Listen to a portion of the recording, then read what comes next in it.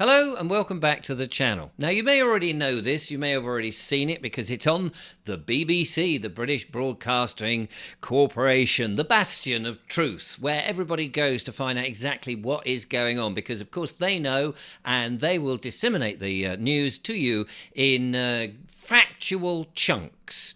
And they're slightly concerned that people like me and many others have been craning our necks, looking up at the sky and going, oh, hang on a second, what are those streaks through the sky that the back end of aeroplanes seem to be chucking out more than just contrails? They seem to be chucking out some weird sort of metal or clouds of dust that seem to form and then blanket the sky very quickly afterwards. Many of us have been calling that geo-engineering, and perhaps we're using it by the more popular name of chemtrails, chemical trails in the sky. Now, the BBC are not saying that's not actually happening.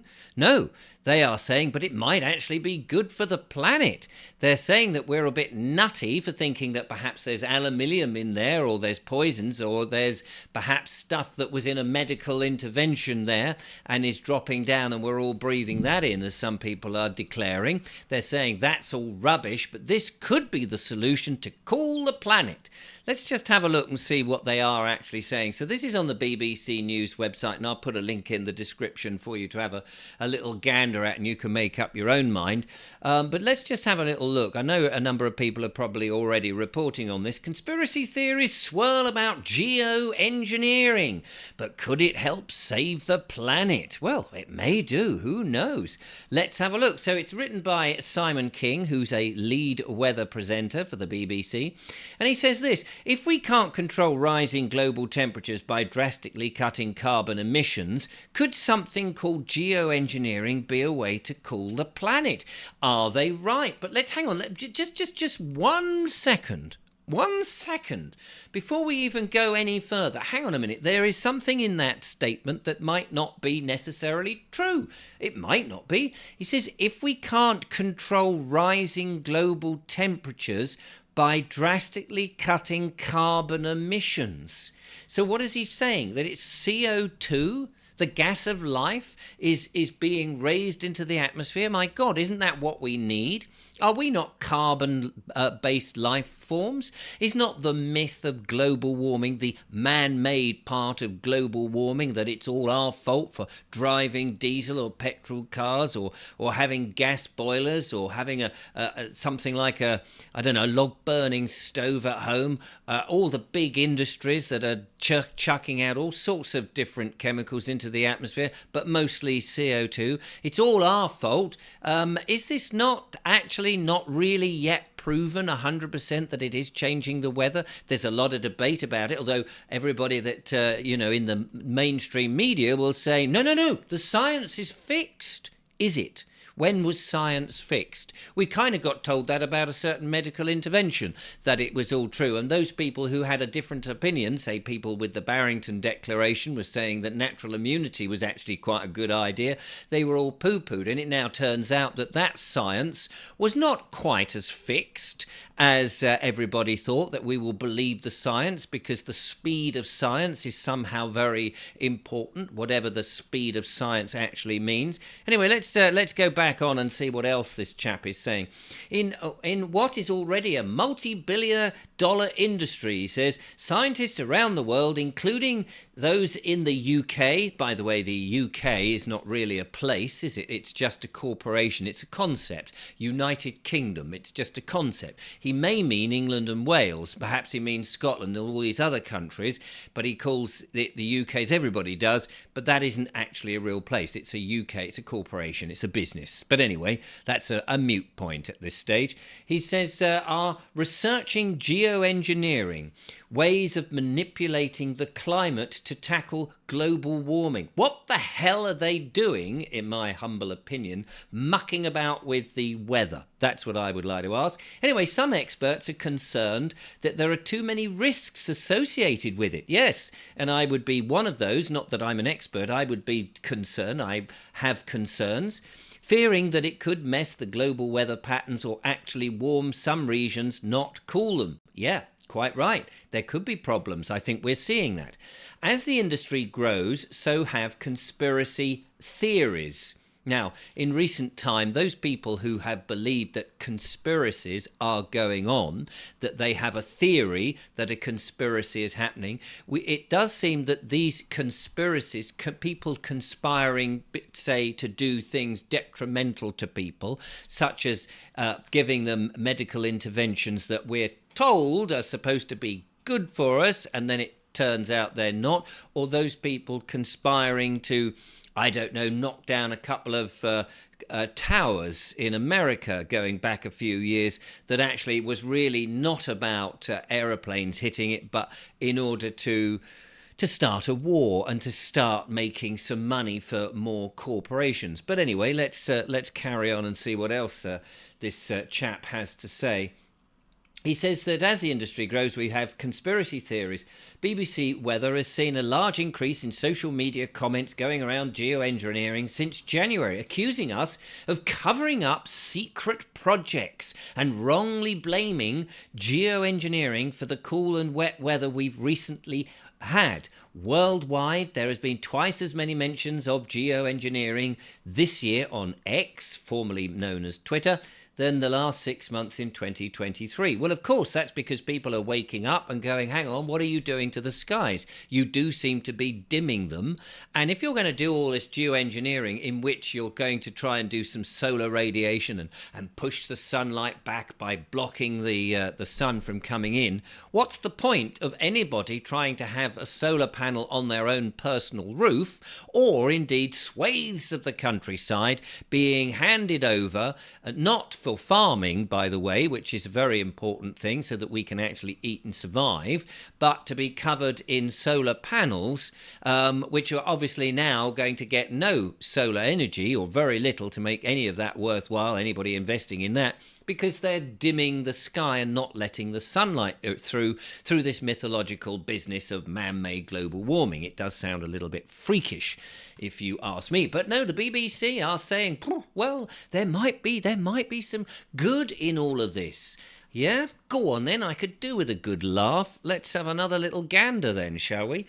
Anyway, it goes on really to say it's less weird than it seems. It sounds like the stuff of science fiction. But the idea of reflecting solar radiation, the technical term for sunlight, is not as crazy as it might sound, and sometimes happens in the natural world. Well, yes, it does sometimes happen in the natural world, you're quite right, but not very often, and it would be stupid if we were to block out the sunshine. And then there's this business about how geoengineering could cool the atmosphere. So, stratospheric aerosol injection. Planes release tiny particles to reflect solar radiation back to space in the stratosphere. Marine cloud brightening. Boats release aerosols to make clouds more effective. Notice that's not to scale. These solar things that are being put into the sky, these little particles, obviously are not whatever that is, a 20th the size of the boat. Otherwise, we would see them. But en masse, in millions, they would do exactly that.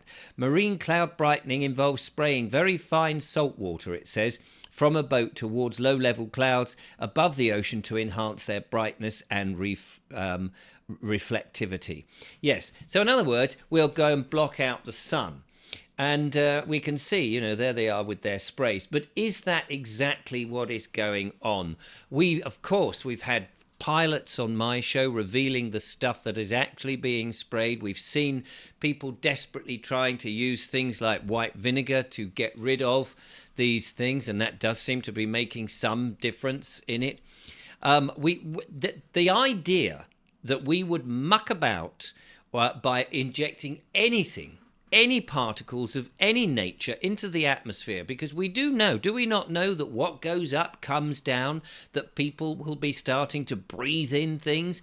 Are they really as stupid as all that as to think, no, it won't have any harmful effect on humans? How do we know? Where are the tests? Where's the evidence? Who's taking liability if one person gets ill, if one person dies? Who's taking the liability? Who's going to go to prison? What individual person or man or woman who signed off this who from these corporations are going to take that personal liability to say, do you know what, this is so safe that nobody will die, that I am willing to put my signature to this, and that if anybody did, I would definitely be up there to say, yes, I am responsible for manslaughter if somebody should accidentally breathe in something that we've pumped into the atmosphere. That's what I would love to know. Who is taking that liability? Not the company, not hiding behind corporations and all this sort of nonsense. Who?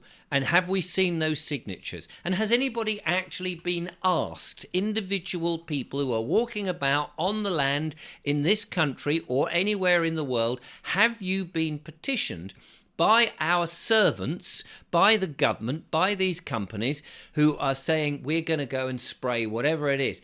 How about some people might say, do you know what? I don't mind a bit of CO2 in the atmosphere. Do you know what? I want to see the sunshine. I want to have vitamin D. I know how important it is to our bodies to be exposed to vitamin D and not have somebody else with their strange theories to say, no, we know better than you, we have authority over you, and we are going to clog the sky and not permit you to have natural sunlight. Not only are you not allowed to have natural sunlight, but you can't generate any electricity to power your houses and all the rest of it and create any heating and cook your dinners because you've all been persuaded to go to electricity. But not only that, we're not going to permit plants to grow or insects to thrive, pollinators to continue to keep farming alive. No. We're going to spray this atmosphere so that you cannot survive. Oh, and by the way, it's all right, it's perfectly safe,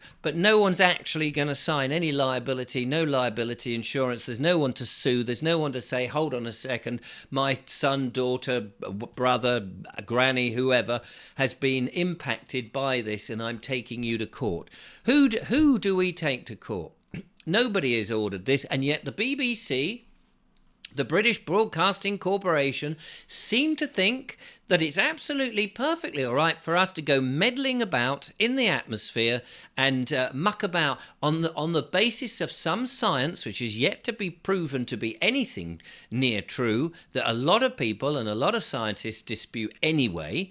That global warming is a thing that we need to worry about. The Maldives, which we were told generations ago we're going to disappear under the waves, are still there.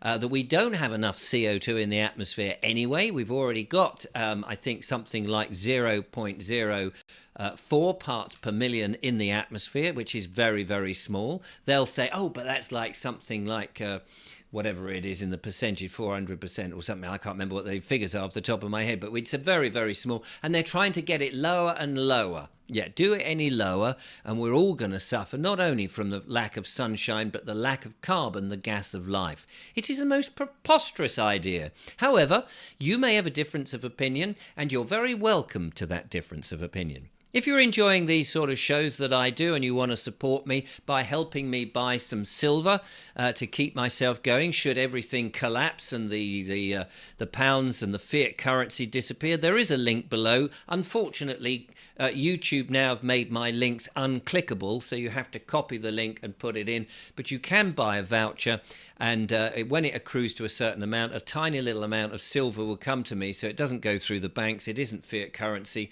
and it keeps us out of the system. If you'd like to support me, you're very welcome.